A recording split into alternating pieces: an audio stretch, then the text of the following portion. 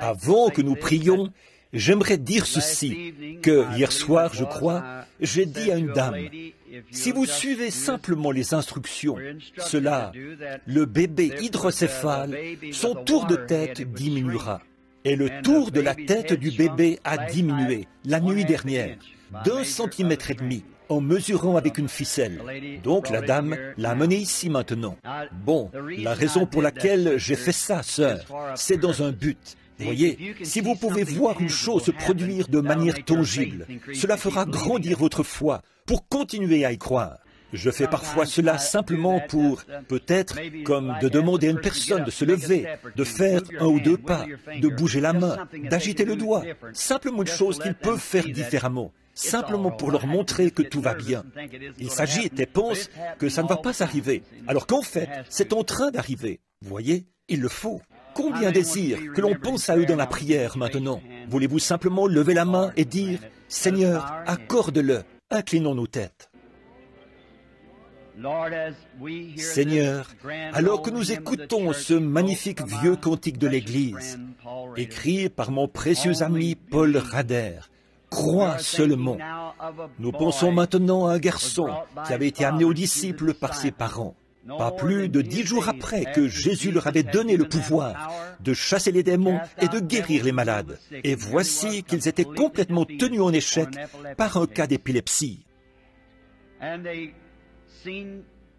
Et ils ont vu notre Seigneur qui venait. Alors le Père a couru et a dit, « Seigneur, aie pitié de nous.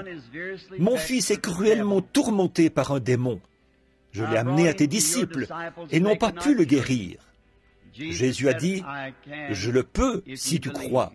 Crois seulement. » Ô Dieu, tu n'as pas du tout changé depuis. Tu restes le même Dieu, aimant, doux et compatissant. Ce que tu étais alors, tu l'es aujourd'hui. Et Seigneur, comme ce Père, nous crions tous, « Seigneur, viens au secours de notre incrédulité. » C'est tellement simple. Nous nous y achoppons seulement, Père. Nous voulons t'offrir des actions de grâce et te louer d'avoir touché ce petit bébé hier soir, de voir que ce crâne qui avait gonflé du fait que l'os était poussé vers l'extérieur a diminué d'1,5 centimètre la nuit dernière. Nous en sommes reconnaissants, Père, quand nous savons que nos médecins, malgré leurs recherches, ne peuvent rien faire pour ça. Mais tu es toujours Dieu, le maître de toutes les situations. Nous te remercions, Père. Nous te remercions pour la loyauté et la douceur de cette mère, son obéissance d'avoir ramené la ficelle et de l'avoir collée sur ce morceau de papier ici, pour montrer ça au public, comme confirmation de son témoignage, pour la gloire de Dieu. Puisse son petit vivre comme un enfant normal, pour ta gloire. Regarde toutes ces mains qui se sont levées, Père. Chacune d'entre elles avait un besoin. La mienne est aussi levée, Père. J'ai un besoin. Et il y en a beaucoup ici, sous forme de lettres ou dans cette boîte, qui ont des besoins, des gens qui ont vraiment des besoins. Fais en sorte, Seigneur, que tous reçoivent ce soir ce qu'ils ont demandé. Puisse-t-il prendre le témoignage de cette mère comme un exemple qui démontre que, quand tu dis une chose, elle est accomplie. C'est, vous, tout ce que nous devons faire, c'est de l'accepter et agir en conséquence. C'est une œuvre accomplie. Accorde, Seigneur, pour chacune de ces lettres et chacun de ces mouchoirs, que les gens sur qui ils sont appliqués soient guéris. Tous ceux qui ont levé la main, Père, qu'ils reçoivent le désir de leur cœur. Nous le demandons au nom de Jésus. Amen. Vous pouvez vous asseoir. Je voulais juste vous montrer la ficelle ici, que la dame, voilà, que la grosseur de la tête du petit bébé a effectivement diminué, comme le Seigneur nous l'avait promis par le Saint-Esprit hier soir. N'est-il pas merveilleux? En effet, cela nous encourage tellement à avoir la foi et à croire. Bon, quand Jésus a dit à cet arbre, dans Marc 11, 23, « Dorénavant, aucun homme ne mangera de ton fruit », il n'a peut-être pas crié. En effet, franchement, il l'a fait avec un tel calme que ses disciples, je pense que l'un d'entre eux l'a entendu. Et cela, Quand cet épileptique, quand il est arrivé devant le Seigneur Jésus, ce garçon a eu la pire crise qu'il ait jamais eue. Peut-être qu'il est tombé par terre comme mort, mais il s'est rendu compte qu'il avait rencontré quelqu'un qui avait une foi bien plus élevée que ses apôtres. Là, j'aimerais que quelqu'un qui ne croyait pas à la guérison divine regarde bien ceci. Jésus leur avait donné la puissance de chasser les esprits, et ils avaient échoué. Ce n'est pas la puissance qui avait échoué, mais c'est eux qui avaient échoué. Jésus leur a dit, « Pourquoi n'avons-nous pas pu le chasser ?» Il a dit, « À cause de votre incrédulité. » L'Église a toujours une certaine puissance. Dieu n'a jamais retiré sa puissance de l'Église, mais l'Église n'a pas assez de foi pour agir en conséquence. C'est tout. C'est aussi simple que ça. Nous essayons de le rendre si compliqué parfois, mais plus vous rendez l'Évangile simple, plus vous aurez la réalité. Quand vous deviendrez vraiment simple avec cela, Dieu l'a dit, c'est réglé et c'est tout. Croyez-le simplement, allez de l'avant. Quand Jésus a dit « Aucun homme ne mangera de ton fruit », eh bien, les feuilles étaient toujours aussi jolies et brillantes qu'avant. L'écorce était pareille, mais tout en bas dans le sol, dans les racines, la vie a commencé à s'en aller. Ainsi en est-il d'un cancer, de n'importe quelle maladie à laquelle vous pourriez penser. Quand vous pouvez accepter la parole de Dieu, tout en bas, dans les racines, au fond, le cancer pourrait être là. Votre main pourrait toujours être aussi raide. Cela n'a rien à voir avec la guérison divine. C'est si tu peux croire. Voyez, tout en bas, quelque part, le travail a déjà commencé. Jésus a dit, si vous dites à cette montagne, ôte-toi de là, et que vous ne doutez pas dans votre cœur, mais croyez que ce que vous avez dit s'accomplira, vous pouvez avoir ce que vous avez dit. C'est beau, n'est-ce pas? De qui cela est-il venu? Du Fils de Dieu, dont les paroles, les cieux et la terre passeront, mais ces paroles ne passeront pas. Bon, la seule manière dont vous puissiez faire cela, c'est en ayant l'objectif juste et le motif juste. Maintenant, si je sortais ici et disais, je vais vous montrer que je peux déplacer cette montagne. Montagne, ôte-toi de là. Elle ne se déplacerait jamais. Certainement pas. Peu importe ce que j'aurais eu, ça doit être, premièrement, il faut trouver la volonté de Dieu. Voilà la raison. D'habitude, dans les lignes de prière, j'ai les cas les plus difficiles. C'est parce qu'ils sont déjà passés par des lignes et tout, et ensuite, ça revient vers moi. Mais, voyez, si vous avez un péché non confessé, avez-vous déjà remarqué un cas? Avant que je demande au mauvais esprit de sortir, j'examine ce cas vraiment bien, pour m'assurer qu'il n'y a rien dans cette vie qui pourrait faire obstacle. Voyez? Parce que, souvenez-vous, avec ces dons, on peut s'attirer des ennuis. Dieu, souvenez-vous qu'une fois, il a donné un prophète, a fait d'un homme un prophète, Moïse, et il lui a dit d'aller parler au rocher. Mais le prophète, qui était exaspéré, est sorti et a frappé le rocher, ce qui parlait de la faiblesse de Christ, indiquant qu'il devrait mourir une seconde fois, ou être frappé une seconde fois. Il avait la puissance pour la faire venir, mais ce n'était pas la volonté de Dieu.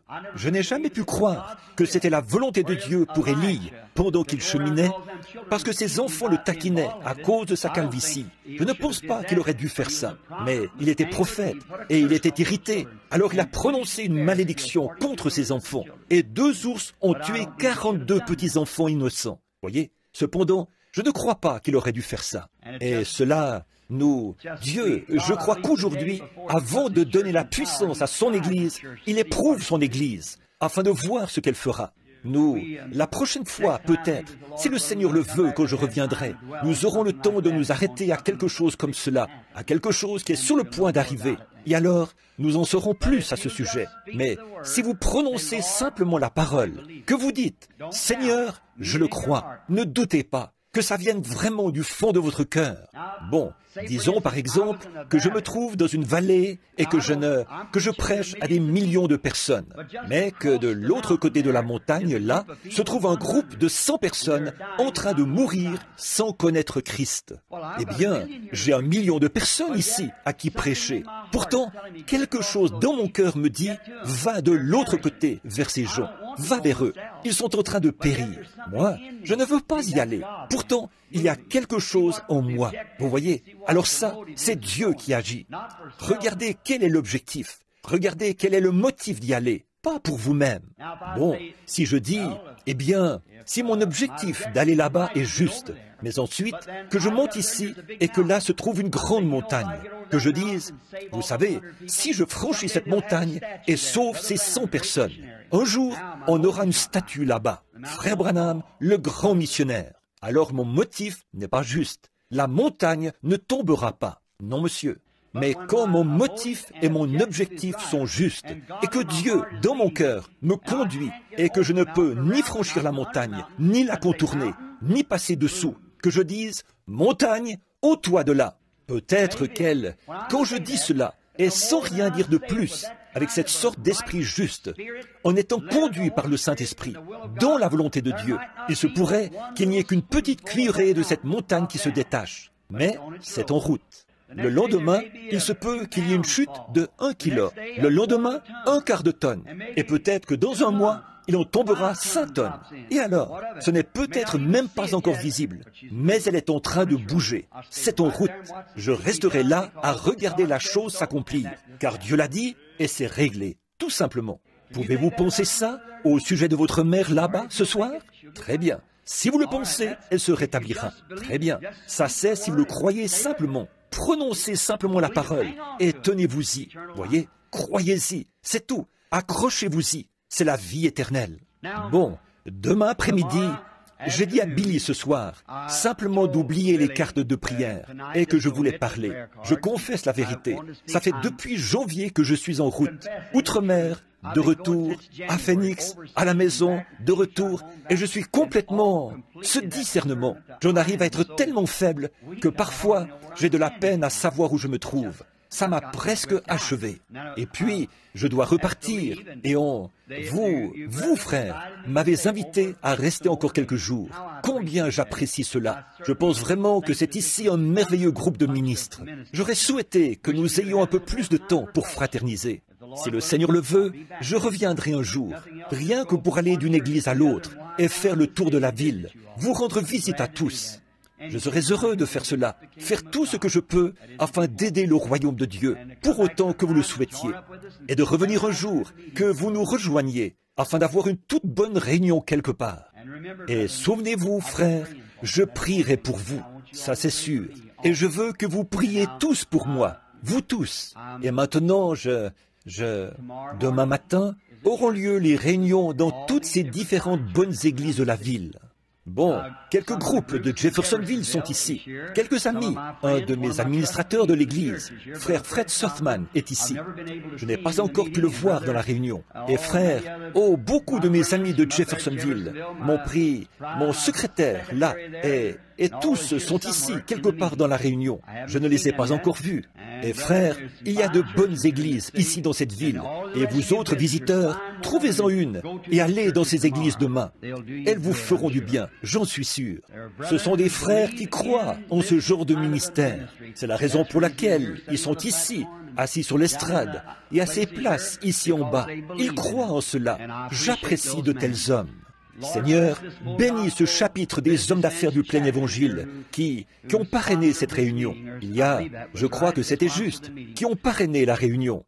Je vais à beaucoup de leur parrainage, parce que là, nous ne devrions pas être comme ça. Mais souvent, les frères laissent de petites différences de rien du tout. Comme un homme qui croit une petite chose, une autre petite chose, cela produit un peu de friction.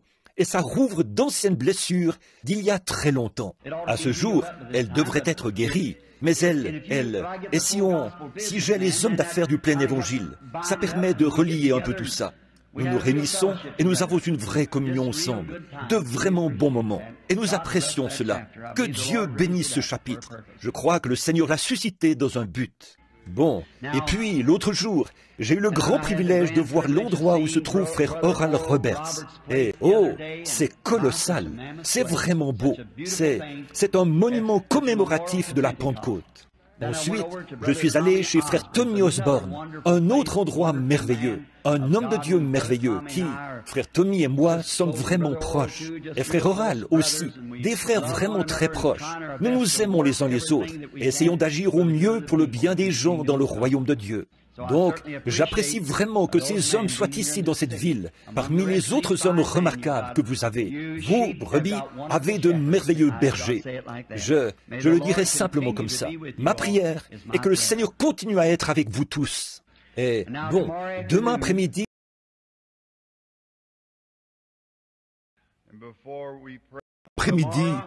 j'ai dit à Billy ce soir, simplement d'oublier les cartes de prière et que je voulais parler.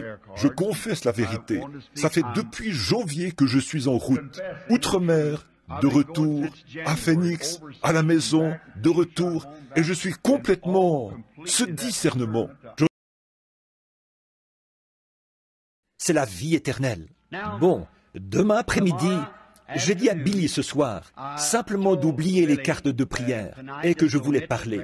Je confesse la vérité. Ça fait depuis janvier que je suis en route. Outre-mer, de retour, à Phoenix, à la maison, de retour, et je suis complètement... Ce discernement, j'en arrive à être tellement faible que parfois, j'ai de la peine à savoir où je me trouve. Ça m'a presque achevé.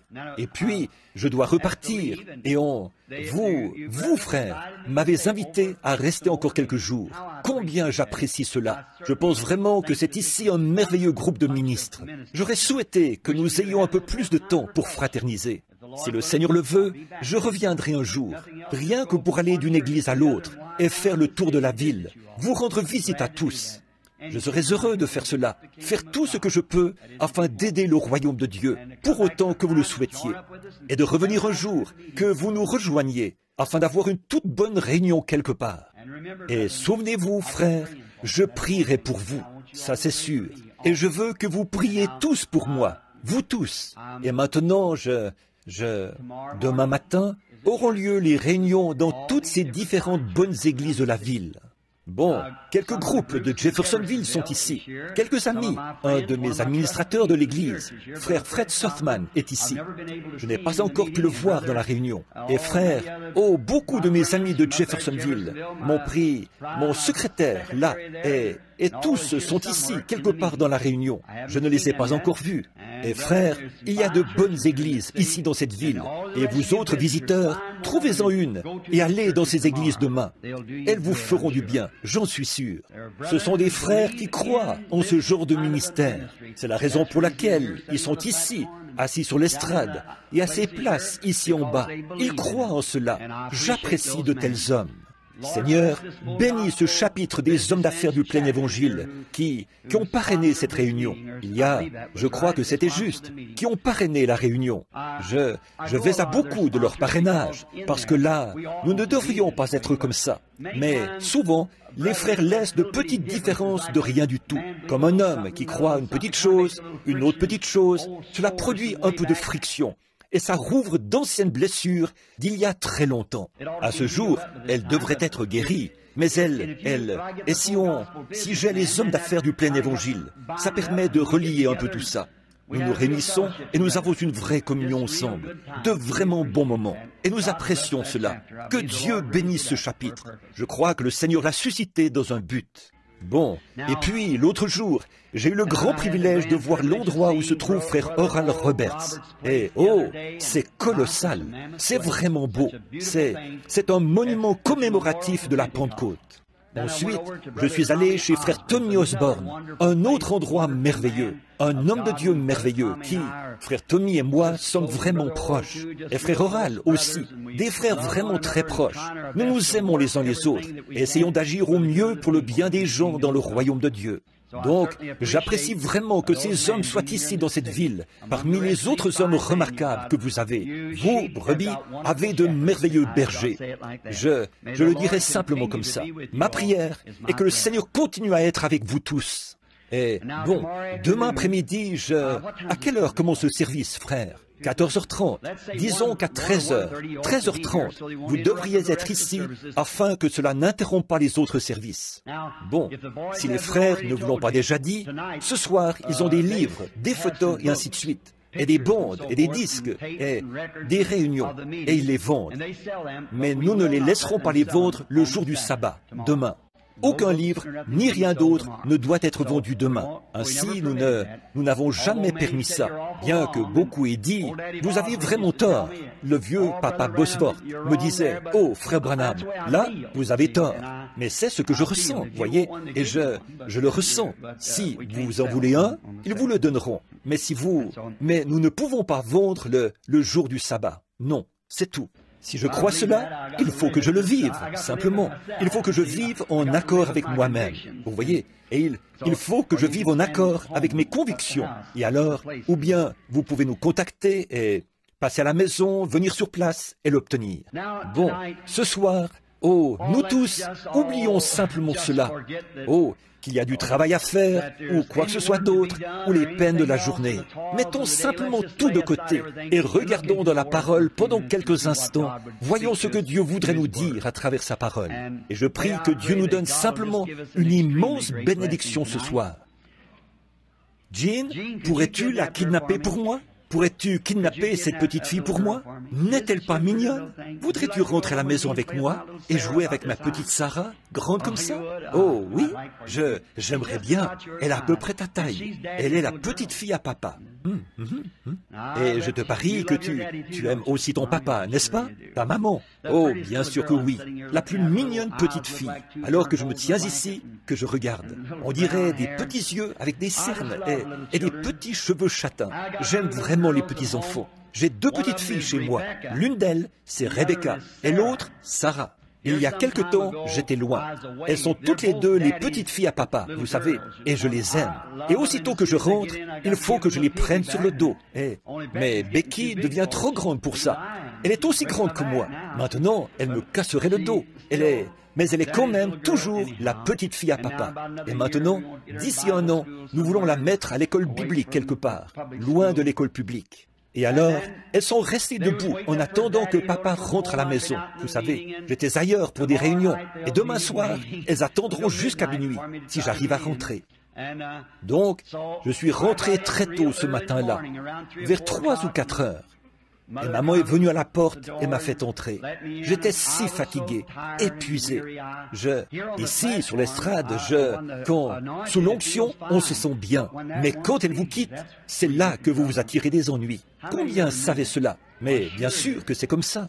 Regardez, Élie est allé sur la montagne et a appelé le feu du ciel. Il a appelé la pluie du ciel.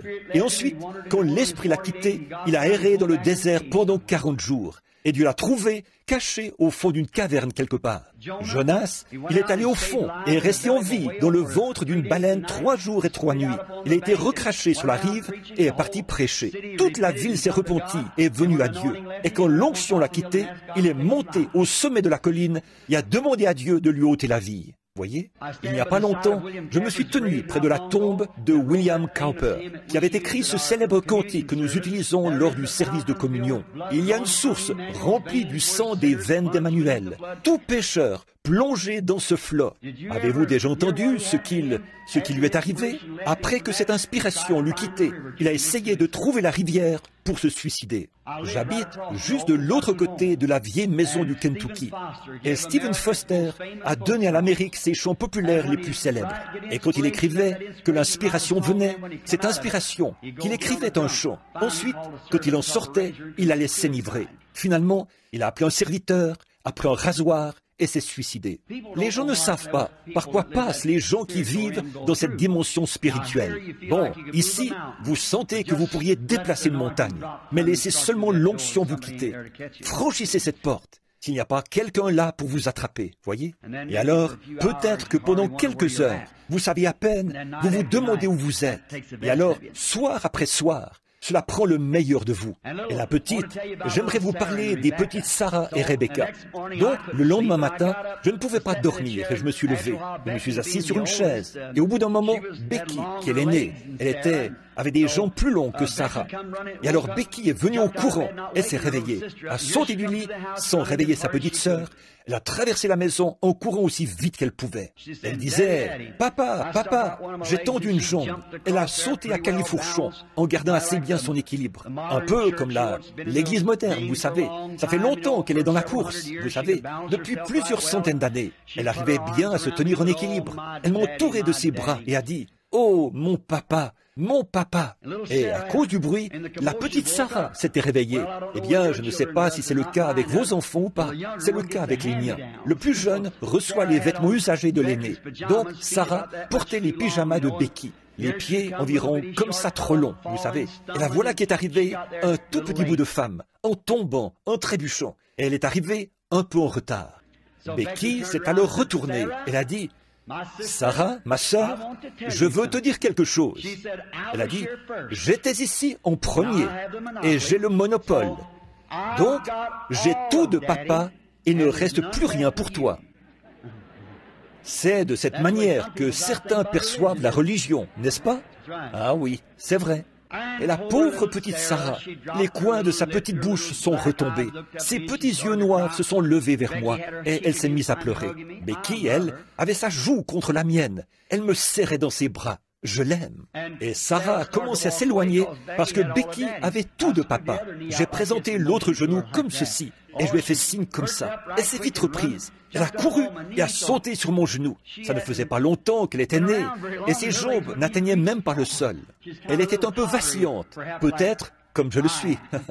Juste un peu vacillant, vous savez. Elle ne pouvait pas atteindre le sol. Elle n'était pas une grande dénomination, vous savez. Et donc, elle ne pouvait pas s'appuyer par terre. Elle n'était pas née depuis assez longtemps. Et donc, elle était un peu vacillante. Alors j'ai mis mes deux bras autour d'elle, comme ceci. Je l'ai serrée contre moi, et ses petits yeux noirs se sont mis à briller, en regardant de nouveau Rebecca. Elle a dit, « Rebecca, ma sœur. » Elle a dit, « C'est peut-être vrai que tu as tout de papa, mais je veux que tu saches une chose. Papa a tout de moi. » Alors, c'est pourvu qu'il ait tout de moi. Je n'ai peut-être pas l'instruction pour faire passer les grandes choses, mais aussi longtemps que je sais qu'il a tout de moi, alors que je suis vacillant, puisse-t-il simplement m'entourer de ses deux bras. Ainsi, je me sentirai bien. Eh bien, offrons-lui encore un petit mot de prière avant d'ouvrir la parole. Maintenant, Père Céleste, nous sommes conscients que nous sommes aussi comme des enfants. Et tu aimes être avec nous et adorer avec nous. Et alors que nous t'adorons et que tu nous aimes et que tu nous tiens dans tes bras, que tu envoies ton Saint-Esprit et nous fais savoir que tu es vivant et que tu es notre Père, nous te disons un grand merci. Maintenant, puisse le Saint-Esprit venir vers nous ce soir. Aime chaque cœur, Seigneur. Donne-nous une bénédiction toute fraîche, Père.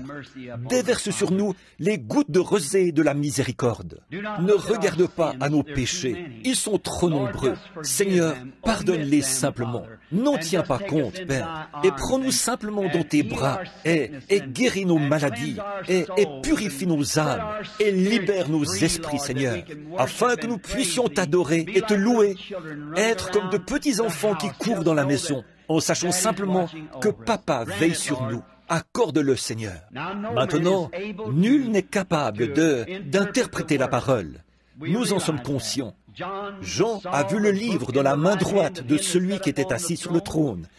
Il n'y avait personne dans le ciel, ni sur la terre, ni sous la terre, qui était digne de prendre le livre, de l'ouvrir ou d'en rompre les sceaux. Et un agneau est apparu, qui avait été immolé depuis la fondation du monde. Et lui était digne. Il a pris le livre, a rompu les sceaux et a ouvert le livre. Oh, agneau, viens ce soir, ouvre pour nous le livre, Père, tandis que nous nous attendons à toi, car nous le demandons au nom de Jésus, l'agneau de Dieu. Amen.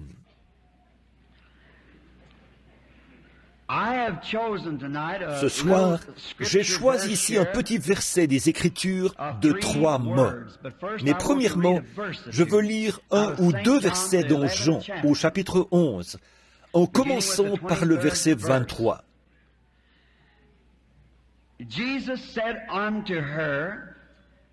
Jésus lui dit, « Ton frère ressuscitera. » « Je sais, lui répondit Marthe, il ressuscitera à la résurrection, au dernier jour. » Jésus lui dit, « Je suis la résurrection et la vie.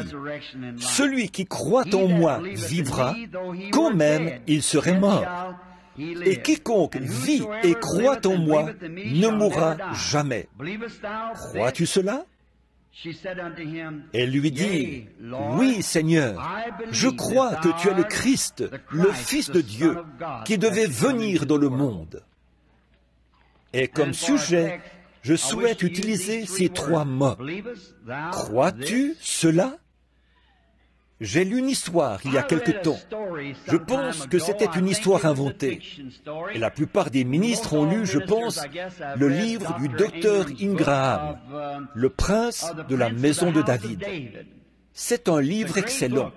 Je pense qu'il est complètement épuisé. J'aimerais bien l'avoir imprimé, afin de pouvoir le passer aux gens. Et là-dedans, je lisais un petit article sur ce même Lazare, et sur Jésus, et Marie, et Marthe, que les sœurs de Lazare. Et j'y lisais que c'était là où Jésus habitait, je crois, avec Marthe et Marie. Elles étaient toutes les deux de charmantes filles israélites. Et Lazare apprenait ou était en formation pour devenir scribe au temple, écrivant des lettres de la loi pour les sacrificateurs. Et Jésus avait une merveilleuse communion, en particulier avec Lazare. Nous lisons dans ce livre qu'une fois, il était venu dans leur maison et que Marthe avait tendance à remettre à plus tard d'écouter ses paroles, comme elle devait préparer le dîner et mettre la table, tandis que Marie restait assise à ses pieds. Et Jésus a dit que Marie avait choisi les meilleures choses. Et alors, on nous raconte que Lazare était celui qui avait conduit Jésus vers Jean dans l'histoire des livres du docteur Ingraham et sur le prince de la maison de David. Cependant, bien que cela ne soit peut-être pas vrai, je ne sais pas, mais simplement pour décrire le contexte, il était censé avoir habité chez eux.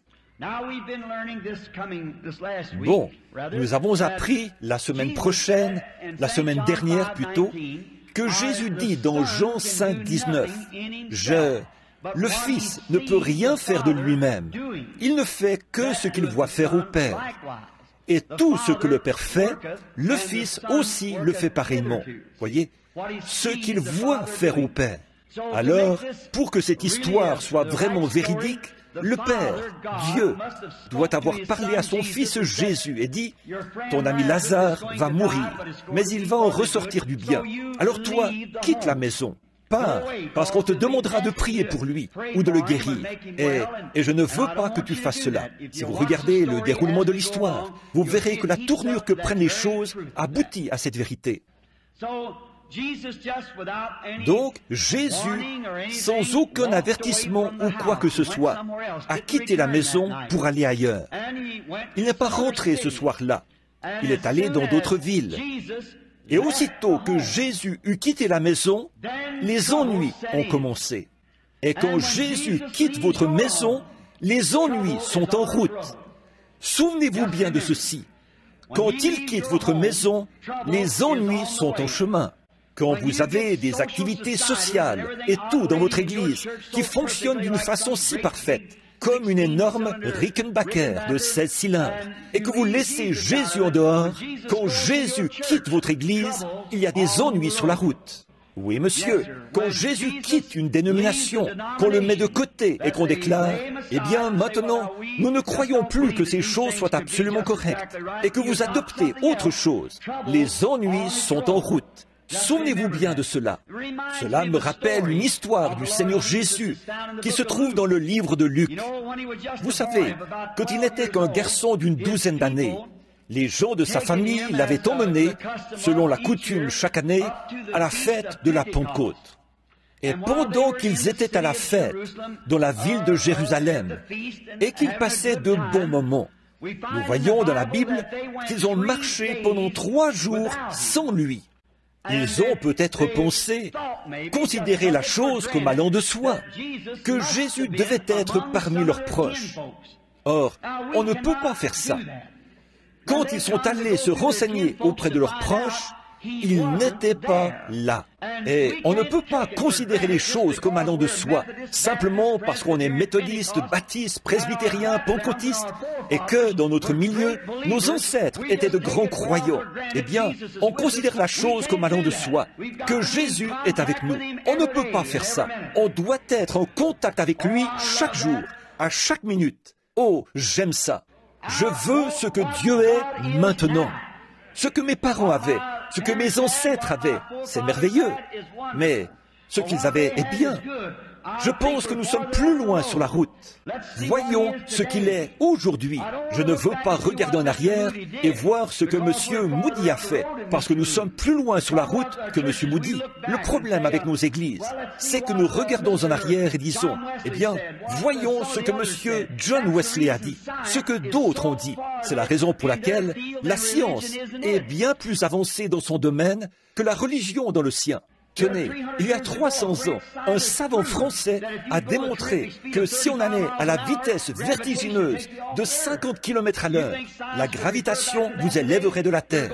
Vous pensez que la science se référerait à cela aujourd'hui? Ils vont à 3000 km à l'heure et continuent encore.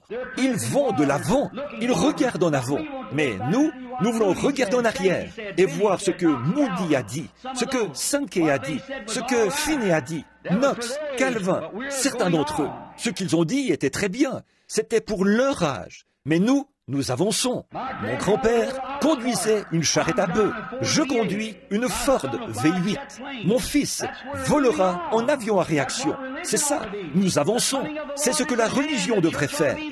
La venue du Seigneur est proche. L'Église devrait avancer pour entrer dans la puissance qui lui appartient. La science peut monter seulement jusqu'à un certain point, et ensuite elle doit redescendre. Mais nous avons des sources inexploitées, intactes, de la puissance illimitée de Dieu, dans lesquelles nous devons entrer. Nous vivons 1 million de kilomètres en dessous de nos privilèges ce soir. Des privilèges dont les chrétiens devraient jouir. J'ai honte de moi que je regarde ici et que je vois les hôpitaux psychiatriques et la maladie et les problèmes qu'il y a maintenant même.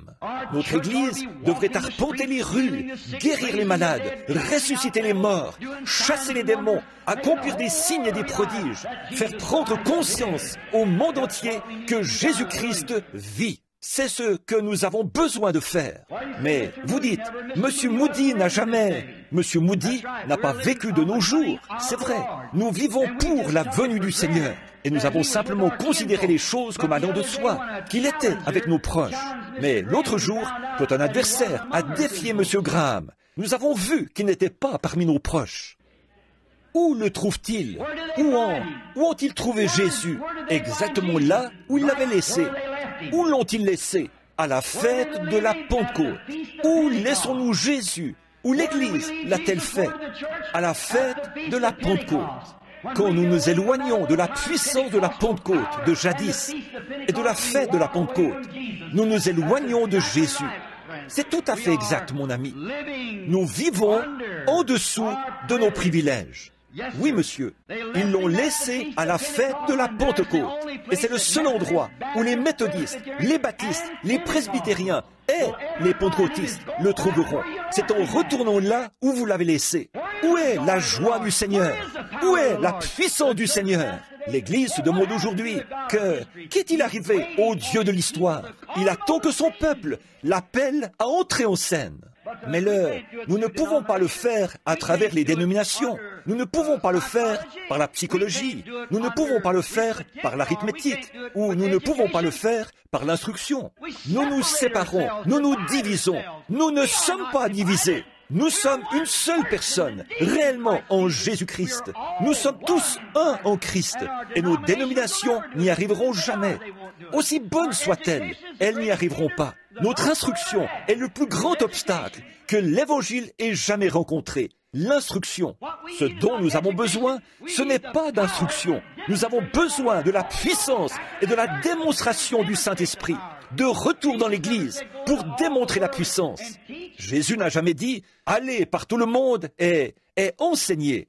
Il n'a jamais dit « Allez par tout le monde et faites ». Il a dit « Allez par tout le monde et prêchez l'Évangile ». Et l'Évangile, c'est démontrer la puissance du Saint-Esprit, la résurrection. Nous sommes toujours 1 million de kilomètres en deçà d'où nous devrions être. Avançons, retournons là où nous l'avons laissé, à la fête de la Pentecôte. Jésus a dit dans Jean, je crois, au chapitre 15, il a dit, « Je suis le cep, vous êtes les sarments. » Eh bien alors, si ce cep a produit le premier sarment, et qu'à partir de ce sarment est écrit un livre des actes, le second sarment produira un autre livre des actes. Le troisième sarment produira un autre livre des actes.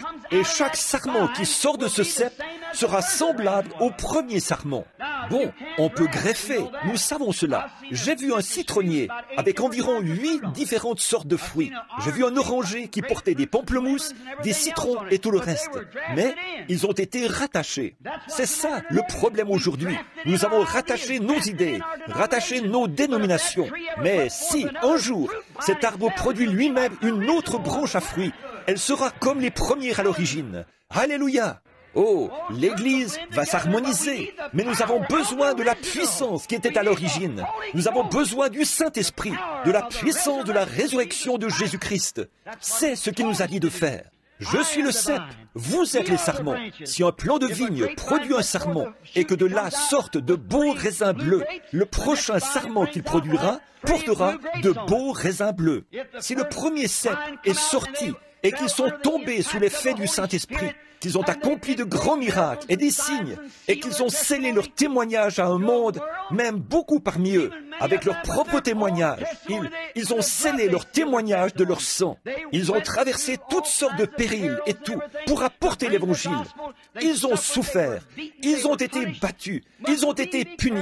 Devons-nous être transportés à la maison au ciel, sur un lit de facilité garni de fleurs, alors que d'autres ont combattu pour gagner le prix et naviguer à travers des mers de sang? Que nous attendons-nous à faire? Je dois combattre si je veux régner. Augmente mon courage, Seigneur. Certainement, nous avons besoin nous n'avons pas besoin d'une nouvelle dénomination. Nous n'avons pas besoin d'un nouveau bâtiment d'église. Ce dont nous avons besoin aujourd'hui, c'est un vrai réveil pentecôtiste à l'état brut, comme autrefois, qui tue le péché, qui est né à la Pentecôte et qui est revenu de nouveau dans l'Église, de nouveau la puissance du Saint-Esprit, pour faire entrer Jésus en scène. Le Dieu de l'histoire entre toujours en scène, à un moment crucial. Nous en avons besoin. C'est ça le problème de notre Église aujourd'hui. Nous retournons trop loin en arrière. Nous nous conformons au mode du monde. Et progressivement, année après année, elle commence à mourir et à dépérir. Ce sera très bientôt le temps de l'émondage. Dieu va la tailler, aussi certainement que je me tiens à cette chair. Dieu va la tailler afin qu'elle porte du fruit. Il en retranchera les œuvres du monde un de ces jours. Quelle honte, la manière dont l'Église s'est comportée au nom de la religion. Et nous voyons, quand Jésus est parti, que la mort s'est installée. Quand Jésus quitte notre Église, que la puissance du Saint-Esprit quitte notre Église, elle commence à dépérir et à mourir. Et au bout d'un moment, il ne reste plus rien d'elle. Là, quand Jésus est parti, la mort s'est installée. Oh, quelle triste période cela a été. Et remarquez, elles se posaient des questions et elles ont envoyé chercher Jésus. Mais il n'est pas venu. Elles l'ont envoyé chercher de nouveau, et il n'est pas venu. Mais il savait ce qu'il allait faire. Il sait ce soir ce qu'il va faire. Ce n'est pas perdu avec lui. Il sait exactement ce qu'il est sur le point de faire. Il va susciter un peuple, aussi certainement que je me tiens à cette chair. Il va susciter un peuple à cause de son nom, qui sortira de la génération des nations. Il va le faire.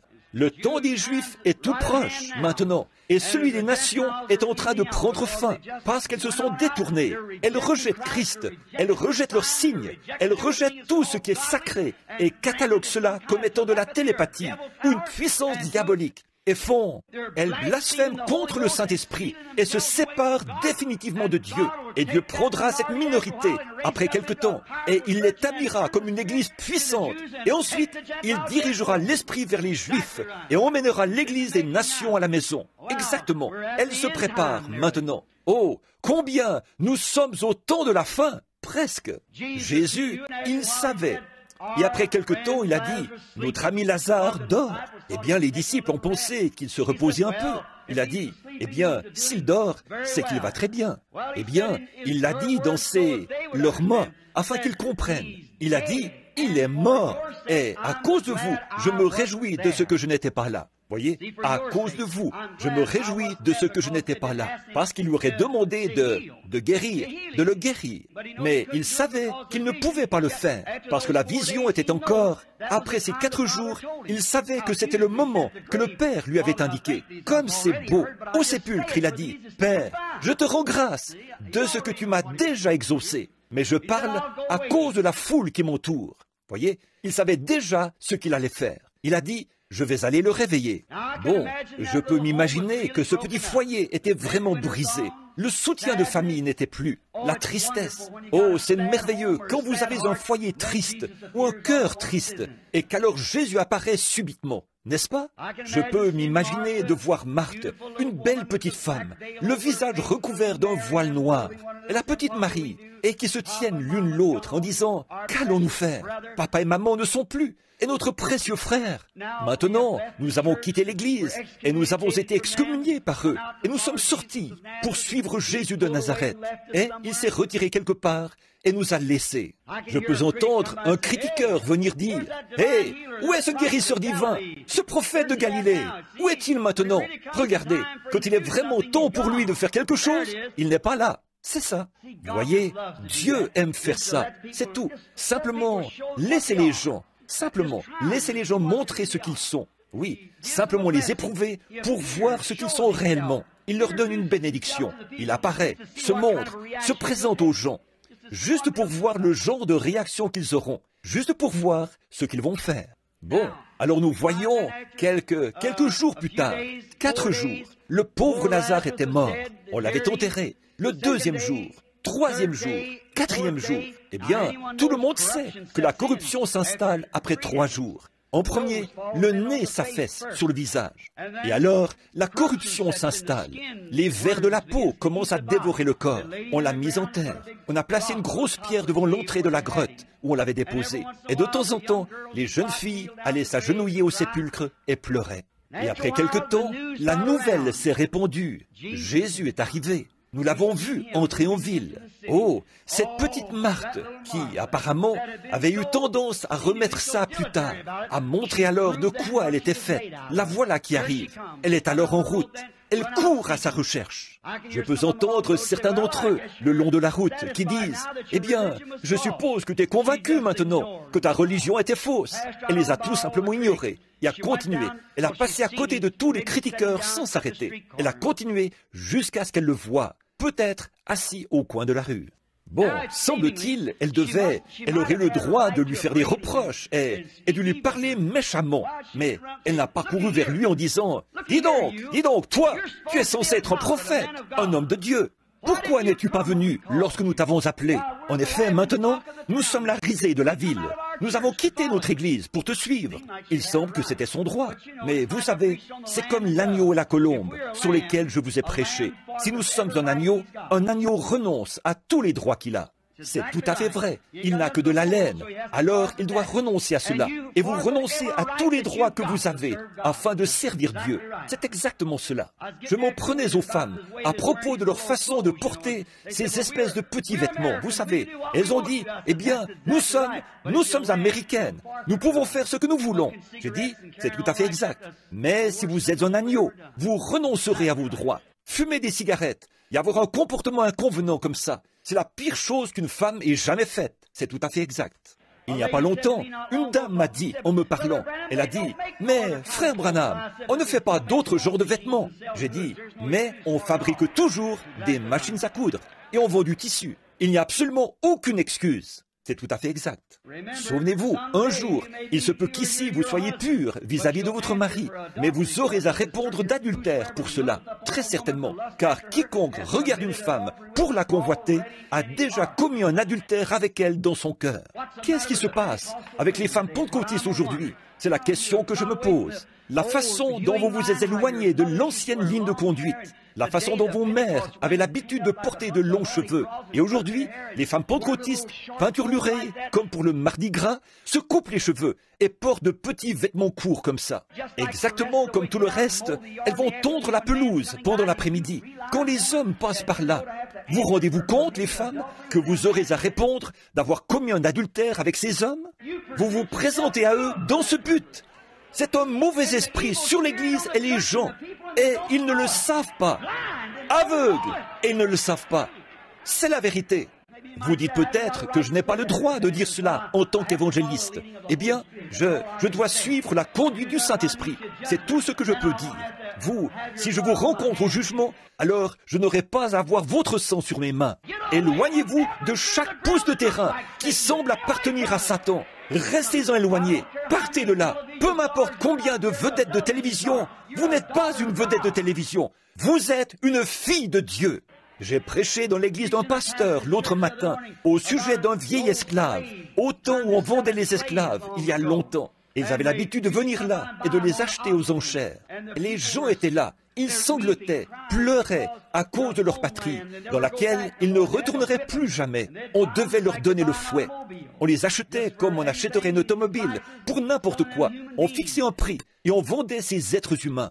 Un jour, un acheteur est passé par là, un courtier, dans une grande plantation plutôt. Et il a dit, « Combien d'esclaves avez-vous à vendre ?» Il a dit, « Eh bien, j'en ai quelques-uns à troquer. » On essayait de faire qu'ils soient plus grands. On prenait ses mères, ses pères. Si la femme qu'il avait épousée était une petite femme chétive, on prenait ces grands hommes en bonne santé et on les faisait se reproduire comme des chevaux, des animaux. Ce n'était pas bien du tout.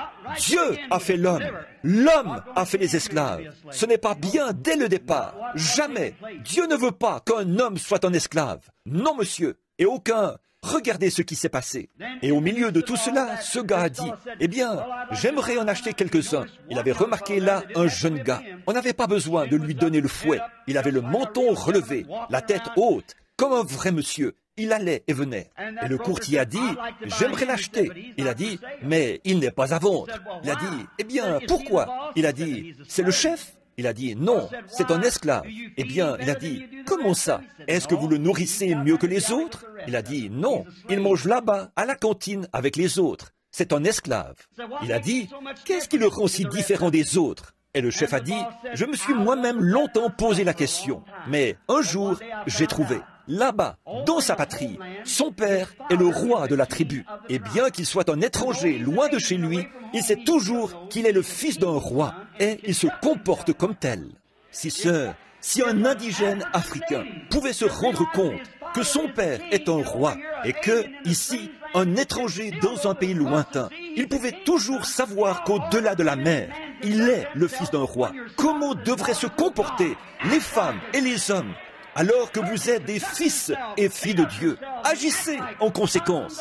Certainement, comportez-vous bien, nettoyez vos vies et agissez comme des fils et filles de Dieu. Pas étonnant, regardez la condition. Nous y voilà. Oh, la petite Marthe, elle est sortie en courant. On penserait qu'elle aurait trouvé le moyen de lui reprocher quelque chose. Pourquoi n'es-tu pas venu vers mon frère? Regarde ce que nous avons fait pour toi.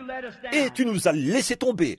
Eh bien, si elle avait dit cela, l'histoire ne se serait jamais terminée de la manière dont elle l'a fait. Non, monsieur, il s'agit de la manière dont vous vous approchez d'un don divin de Dieu. Si Dieu envoie un don, vous devez vous en approcher comme il faut. Si vous vous attendez à en obtenir quelque chose, vous devez vous en approcher comme il faut. Et Marthe savait cela. Elle avait probablement lu quelque chose au sujet de la femme sunamite et de son bébé. Et elle, si cette femme sunamite savait que Dieu était en Élie, combien plus encore était-il en Jésus? Assurément. Alors elle est venue avec la bonne approche. Elle a couru et est tombée à ses pieds. J'aime ça. Elle est tombée à ses pieds et a dit, « Seigneur », c'est son titre correct, c'est ce qu'il était. Il était son Seigneur. « Seigneur, si tu avais été ici, mon frère ne serait pas mort. » Oh là là, je peux juste m'imaginer voir son grand cœur lorsqu'il a regardé cette belle femme, les larmes coulant sur ses joues. Elle a dit, « Seigneur, si tu avais été ici, mon frère ne serait pas mort. » Regardez ce qu'elle a dit.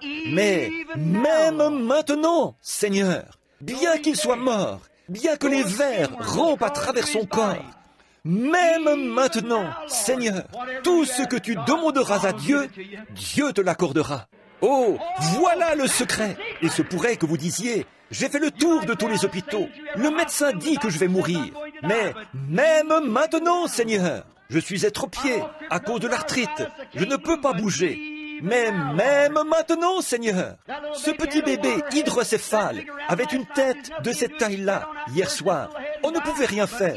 Cela allait continuer à s'étendre et faire éclater sa petite tête et le faire mourir.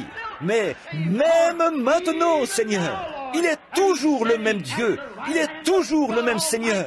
Même maintenant, Seigneur, il est assis à la droite du Dieu Tout-Puissant, intercédant pour les choses que nous déclarons qu'il a faites pour nous. Maintenant, je me sens vraiment religieux. Assurément, vous allez de toute façon me traiter d'exalté. Alors, autant commencer tout de suite et en finir avec ça. Alors, oui, monsieur, même maintenant, Seigneur, tout ce que tu demanderas à Dieu, Dieu le fera. Demandez n'importe quoi au Père en mon nom, je le ferai, a dit Jésus. Même maintenant, Seigneur, tout ce que tu demanderas, Dieu te l'accordera. Oh, cela a dû remuer son grand cœur. Il a dit, ton frère vivra de nouveau. Elle a dit, oui Seigneur, il vivra. C'était un bon garçon. Il sortira lors de la résurrection générale, au dernier jour. Ces Juifs croyaient à la résurrection générale. Il sortira à la résurrection des derniers jours. Regardez-le. Il s'est ressaisi dans sa petite personne. Il a dit, je suis la résurrection et la vie. Oh là là. Jamais homme n'avait pu dire ça auparavant. Jamais il n'y en aura un après qui puisse le dire. Il est le seul qui puisse le dire. Je suis la résurrection et vie, dit le Seigneur. Celui qui croit en moi vivra, quand même il serait mort. Et quiconque vit et croit en moi ne mourra jamais. Crois-tu cela? Elle a dit, oui Seigneur. Oh, elle savait que quelque chose était sur le point d'arriver. Obligatoirement. Quand la foi émanant d'un cœur pur rencontre Dieu, les rouages s'assemblent comme cela. Quelque chose doit se produire. Je défie cet auditoire ce soir, au nom de Jésus-Christ. Laissez votre foi se connecter à Dieu comme cela. Dans quelques minutes, nous aurons une autre Pentecôte. Un réveil tel éclatera dans cette ville qu'il n'y aurait pas assez de policiers dans tout le pays pour les retenir. C'est vrai, il y aura un véritable réveil. Même maintenant, Seigneur. Eh bien, Seigneur, on s'est déjà fait prendre par ceci. On a fait ceci et fait cela. Peu m'importe ce que vous avez fait. Même maintenant, Seigneur, il attend que vous fassiez appel à lui. Crois-tu cela? Bien sûr, oui monsieur. Même maintenant, tout ce que tu lui demanderas. Où l'avez-vous mis? Maintenant, il descend au sépulcre. Il était suffisamment homme pour pleurer. Il était suffisamment Dieu pour ressusciter les morts. Ici, il y a quelque temps, une femme qui appartient à un certain groupe de gens. Ce n'est pas du tout mon habitude de mentionner des dénominations. Mais cette femme, ils ne croient pas que Jésus était divin. Ils ont dit qu'il était seulement un prophète. Bon, s'il était seulement un prophète, nous sommes tous dans le péché. Il était soit Dieu, rien de moins que Dieu, soit le plus grand imposteur que le monde ait jamais eu. C'est vrai, il était plus qu'un homme. Elle a dit, il n'était pas divin. Il y a tellement de cela dans cet évangile social aujourd'hui. Essayez de faire de Jésus-Christ un prophète. Mais voyons, il était le Dieu des prophètes. Bien sûr qu'il l'était. Elle a dit, je vais vous le prouver par votre Bible, qu'il n'était qu'un homme. J'ai dit, faites-le donc. Et elle a dit, quand il est allé au sépulcre de Lazare, la Bible dit, il pleura. Il devait être mortel, sinon il n'aurait pas pu pleurer. J'ai dit, Madame, est-ce ça, votre passage de l'Écriture? Je ne veux pas être sacrilège ici en disant ceci. Mais je vais vous dire ce que je lui ai dit. Elle a dit, c'est ça. J'ai dit, cette déclaration est plus légère que le bouillon fait avec l'ombre d'un poulet qui serait mort de faim. J'ai dit, eh bien, vous n'avez rien sur quoi vous tenir. Elle a dit, pourtant, il a pleuré. Cela a montré qu'il était mortel. J'ai dit, il est né à la fois mortel et immortel. Il était Dieu dans la chair. Elle a dit, oh, ce sont des sottises. J'ai dit, il est allé au sépulcre en pleurant. C'est absolument vrai. Mais quand il a redressé son petit corps, la Bible dit, il attirait peu les regards. Son aspect n'avait rien pour nous plaire. Mais lorsqu'il a rejeté ses petites épaules en arrière et a dit, Lazare, sors! Un homme qui était mort depuis 4 jours, qui avait pourri dans le sépulcre, est sorti. C'était plus qu'un homme. Montrez-moi l'homme qui peut faire ça. Qu'est-ce que c'était? La corruption a reconnu son maître. La vie a reconnu son créateur. Quelque chose devait se produire. Il a parlé. Et un homme qui était mort et dans le sépulcre depuis 4 jours est ressuscité. S'est mis debout et a vécu. Alléluia! C'était Dieu dans son Fils. Oui, monsieur. C'était Dieu qui se faisait connaître à travers lui, le Fils. C'était Dieu qui parlait, pas un homme. C'était un homme quand, ce jour-là, il a regardé autour de lui, vers cet arbre, pour y trouver quelque chose à manger. C'était un homme. Mais quand il a pris 5 petits pains et 2 poissons, et qu'il a nourri 5000 personnes, c'était plus qu'un homme. C'était Dieu qui les nourrissait là-bas. C'était plus qu'un prophète, plus qu'un homme. C'était un homme Dieu. Assurément, il s'est allongé à l'arrière de cette petite barque cette nuit-là, alors que la mer rugissait et qu'il rebondissait comme un bouchon de bouteille au milieu de cette mer déchaînée, alors que 10 000 démons de la mer avaient juré qu'il le noierait cette nuit-là. C'était un homme faible et fatigué d'avoir prié pour les malades, allongé là derrière, et le vent ne le dérangeait même pas. C'était un homme quand il était endormi. Mais quand il s'est réveillé, qu'il a posé son pied sur le bastingage de la barque, qu'il a levé les yeux et a dit « Silence, tais-toi !» et que les vents et les vagues lui ont obéi.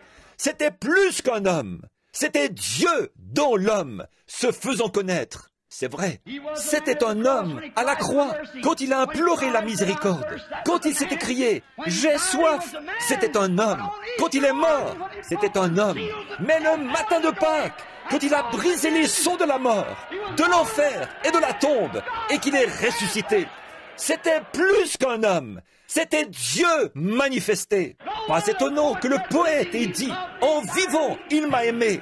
En mourant, il m'a sauvé. Enseveli, il a emporté mes péchés au loin. En ressuscitant, il a justifié gratuitement pour toujours. Un jour, il reviendra. Ô jour glorieux! Il a dit, parce que je vis, vous vivez aussi. Crois-tu cela? Il est le même, hier, aujourd'hui, éternellement. Crois-tu cela? Je crois que le Saint-Esprit est ici maintenant. Crois-tu cela? Je crois qu'il va nous remplir de sa présence. Crois-tu cela? Je crois que le Saint-Esprit veut déverser sa présence, guérir tous les malades, remplir toutes les personnes qui n'ont pas reçu le Saint-Esprit. Crois-tu cela? Croyez-vous de tout votre cœur? Levons-nous et donnons-lui la gloire. Je crois qu'il va descendre sur nous à l'instant même. Ô Seigneur Dieu, Créateur des cieux et de la terre, auteur de la vie éternelle, donateur de tout bon don, nous, crois-tu cela? Seigneur, nous croyons que tu es ici dans la réunion. Nous croyons que c'est toi qui bénis nos âmes. Nous croyons que c'est toi qui déverses ton esprit sur nous. Nous croyons que tu es le même hier, aujourd'hui et éternellement. Nous croyons que tu vis à jamais et que nos noms sont écrits dans le livre de vie de l'agneau. Tous les cieux et la terre passeront, mais nous vivrons à jamais, parce que tu vis à jamais. Seigneur, tu nous l'as promis, nous le croyons de tout notre cœur. Avec tout ce qui est en nous, nous le croyons, Seigneur. Je l'aime, je l'aime. Croyez-vous en lui? Je crois que c'est le Saint-Esprit. Il y a quelque chose qui descend sur nous. Crois-tu cela? Je crois qu'il veut guérir chaque personne maintenant. Crois-tu cela? Levez les mains vers lui. Levez-vous. Crois-tu cela? Le Saint-Esprit est ici. Ceci, c'est cela. Pierre a dit, ceci, c'est cela. C'est ça, le Saint-Esprit. Ô Seigneur, Créateur des cieux et de la terre, envoie ta puissance et tes bénédictions et ta bonté sur ces gens et bénis leur cœur. Et permets-leur de voir que le Fils de l'homme vit éternellement. Accorde-le au Seigneur. Nous te les présentons au nom de Jésus-Christ, le Fils de Dieu. Quiconque n'a pas le Saint-Esprit, levez les mains et louez Dieu. Je crois qu'il va descendre sur vous, que quelqu'un leur impose les mains. C'est maintenant l'heure. Pourquoi attendre encore? C'est maintenant le moment. C'est maintenant le moment pour la Pentecôte, de revenir à Dieu. Mettez-vous en règle avec Dieu, la Pentecôte. Que vos cœurs soient remués par la puissance du Dieu vivant. Laissez son esprit s'établir en vous. saturant vos âmes. Il est ici, soir après soir, ici, afin de guérir les malades, de donner la vue aux aveugles. Sa grande et formidable puissance, il prouve lui-même qu'il est à jamais le même.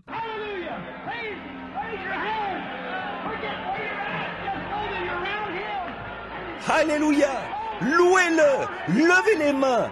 Oubliez où vous êtes! Sachez simplement que vous êtes près de lui, et de sa bonté, et de sa gloire, et de sa puissance, et que sa miséricorde dure à toujours.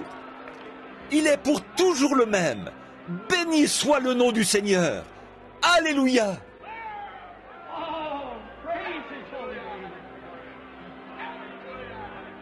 Oh, gloire à son saint nom! Oh, comme il est merveilleux, comme il est puissant! Combien veulent reconsacrer leur vie à Dieu maintenant? Levez la main! Combien veulent consacrer leur vie à Dieu? C'est ça! Levez les mains! Voyons la Pentecôte! Voyons le peuple de Dieu! Je vais lever la main! Seigneur, me voici! Envoie-moi!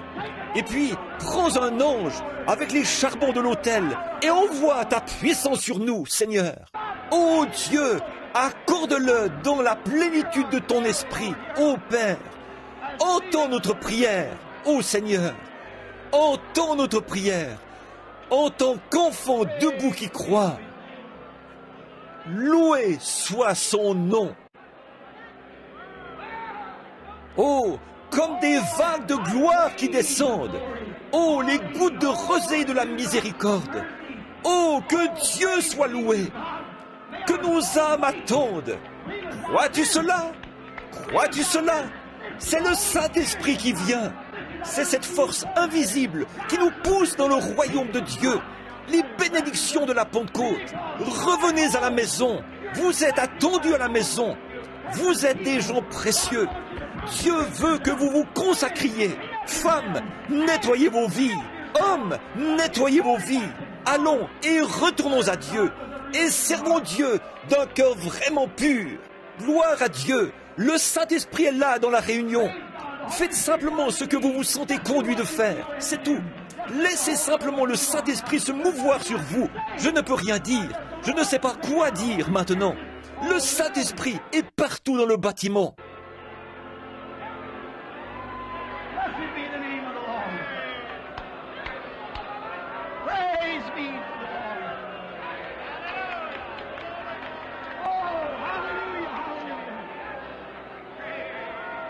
Louange au Seigneur.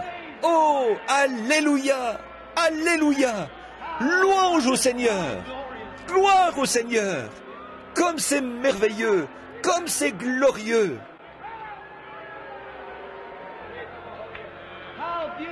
Comme c'est beau, comme c'est merveilleux. La louange des saints de Dieu sur vos visages. Par la présence du Saint-Esprit ici, qui agit et nous montre sa gloire, émanant de cette grande multitude d'un même accord, qui loue son nom. Tournez-vous et serrez la main de quelqu'un. Dites, gloire au Seigneur, frère. Gloire au Seigneur, sœur. Alors, allons-y et laissons Dieu travailler nos cœurs. Gloire au Seigneur, c'est ça. Vous tous, méthodistes et baptistes, presbytériens, pentecôtistes et adventistes du 7e jour, et quoi que ce soit que vous soyez, serrez-vous la main les uns les autres dans la présence du Seigneur Dieu. C'est ça. Oh, alléluia.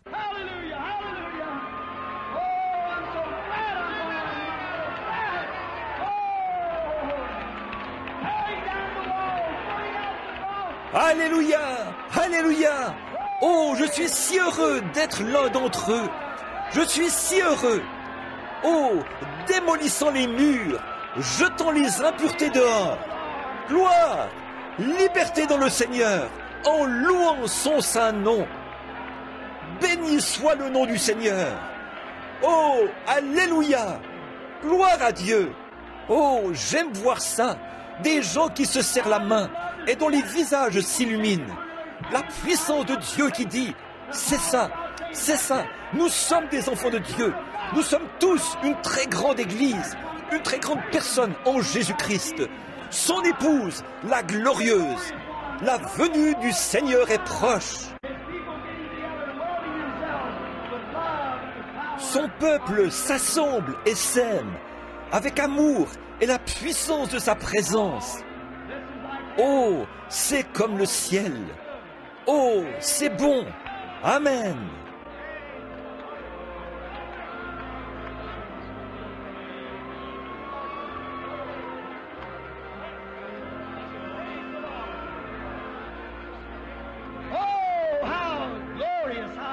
Oh, comme c'est glorieux, comme c'est merveilleux, simplement d'adorer le Seigneur en esprit et en puissance. Quel moment!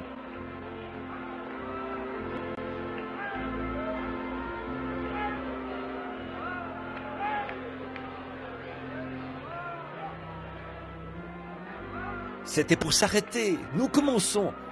On ne peut pas. J'ai dit aux frères, frères, on ne peut pas s'arrêter ici. On ne peut pas ici. Puisque nous n'avons pas commencé, il n'y a pas lieu de nous arrêter. Absolument, absolument merveilleux. Combien se sentent vraiment bien. Simplement la présence du Seigneur. Oh là là, c'est merveilleux. La présence du Seigneur ici. Maintenant, la présence du Seigneur est ici pour guérir les malades, rétablir les gens. Croyez-le tout simplement. Le croyez-vous? Si nous pouvons le croire, lui, tout est possible. Vous croyez ça? Croyez-vous que c'est la présence du Seigneur? Maintenant, pendant que vous... Donnez-moi juste un instant maintenant, et écoutez juste pour un instant. Laissez-moi vous prouver que c'est le Saint-Esprit qui est ici. Laissez-moi vous montrer que le Saint-Esprit, celui qui parle, celui qui accomplit la chose, c'est cela. Combien qui sont ici maintenant sont venus malades? Voyons vos mains. Ceux qui avaient une maladie. Il y a des gens, il y a un homme debout là. Croyez-vous, monsieur? Aucune carte de prière n'a été distribuée.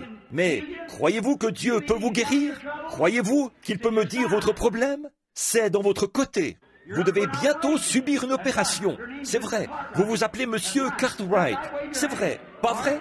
Agitez la main. Très bien. Rentrez chez vous et soyez guéris. Vous n'en aurez pas besoin. Le croyez-vous? Cet homme qui tient ce bébé dans les bras, croyez-vous que je suis le serviteur de Dieu? Vous croyez que ceci c'est le Saint-Esprit? Je ne vous connais pas, pas vrai? Je ne vous ai jamais vu de ma vie. Nous sommes des inconnus l'un pour l'autre. Croyez-vous que le Saint-Esprit peut me dire ce qui ne va pas chez ce bébé? Il a de l'urticaire. C'est vrai, pas vrai? Certainement. Vous n'êtes pas d'ici. Non. Vous-même, vous avez des problèmes d'estomac. Vous en souffrez. C'est vrai, n'est-ce pas? Vous venez de Kansas City. Très bien. Retournez chez vous. Jésus-Christ vous rétablit. Alléluia! Croyez! Le croyez-vous de tout votre cœur? Voici l'ange du Seigneur qui se tient au-dessus de ce petit bout de femme, assez âgée, assise juste ici, qui souffre d'une hernie. Vous croyez que Dieu va vous guérir de cette hernie, sœur? Vous, avec la petite fleur rouge sur votre chapeau, levez la main. Très bien. Rentrez chez vous et soyez guéris.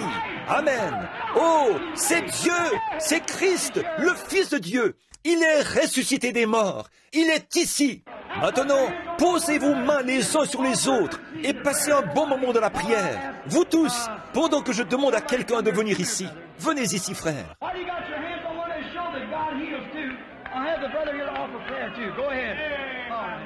Pendant que vous avez les mains les uns sur les autres pour montrer que Dieu guérit, j'ai le frère ici qui va aussi prier. Allez-y, très bien. Louange au Seigneur Dieu.